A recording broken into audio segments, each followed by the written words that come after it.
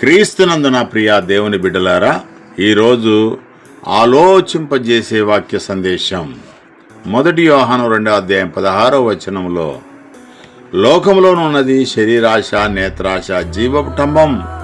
ముఖ్యంగా లోకం అంటే ఈనాటి మానవ సమాజం, ఆధ్యాత్మికంగా చచ్చినవారు. ఈ మూడు కూడా దేవుని నీతిని నెరవేర్చలేవు.